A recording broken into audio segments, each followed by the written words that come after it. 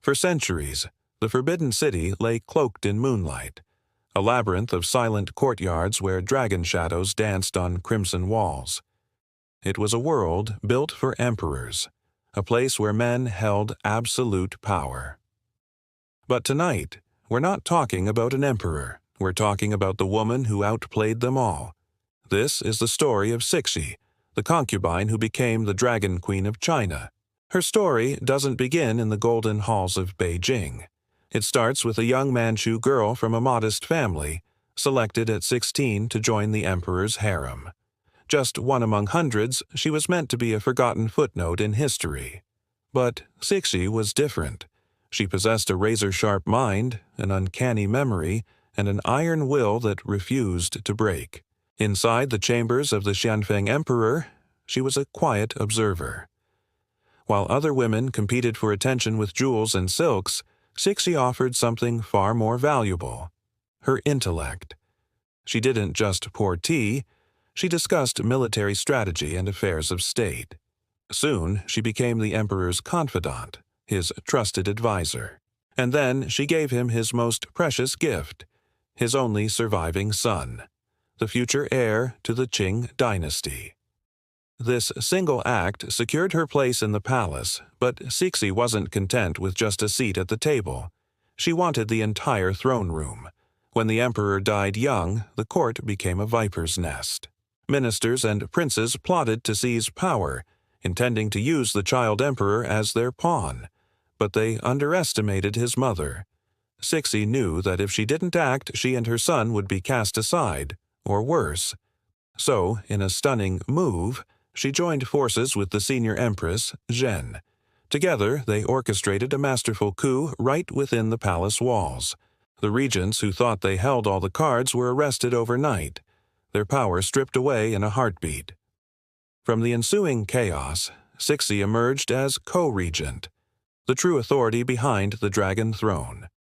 For the next half-century, she ruled from behind a silk screen. Officially, she was just a consultant, the Dowager Empress. But in reality, every decree, every appointment, every decision of war and peace passed through her hands. Officials who entered her presence trembled, knowing their careers depended on her favor. She was a master of political theater, playing factions against each other with chilling precision. She projected an image of maternal grace while wielding the ruthless strength of a seasoned monarch. To the world, she was a shadow. Inside the Forbidden City, she was the dragon. But her reign was far from a golden age. China was in turmoil. The devastating Taiping Rebellion had claimed millions of lives, and the Boxer Uprising would soon bring foreign armies marching into Beijing itself. Western powers were carving up China like a pie, forcing unequal treaties and humiliating concessions. Cixi's critics, both then and now, paint her as a reactionary tyrant, a woman who clung to ancient traditions while the world modernized around her. They point to the infamous marble boat she had built at the Summer Palace, accusing her of squandering funds that could have saved China's navy from ruinous defeat. To them, she was the obstacle, the woman who chained China to a dying past. But history is never that simple. Others see a different Cixi.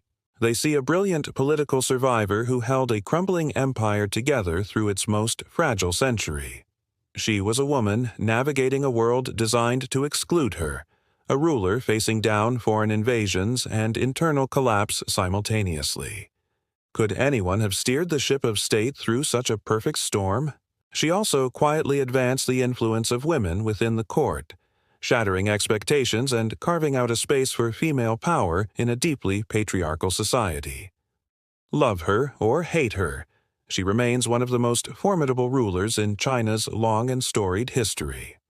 In 1908, after nearly 50 years at the helm, Cixi died. The Forbidden City fell into a profound mourning. Just hours before her own death, she had named the final emperor, the child Puyi, to succeed the throne. But her passing created a vacuum that no one could fill. The steady hand that had guided the empire for so long was gone. The dynasty she had fought so fiercely to preserve crumbled in her absence. Within 3 years, the Qing Empire, which had stood for centuries, was no more. So, who was the real Cixi?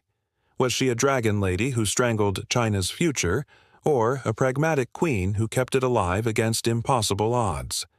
The truth, as it often does, likely lies somewhere in the complex gray area in between. She was not a saint, nor was she a demon. She was a woman who began her life as a concubine, and, through sheer force of will, remade herself into the living embodiment of power.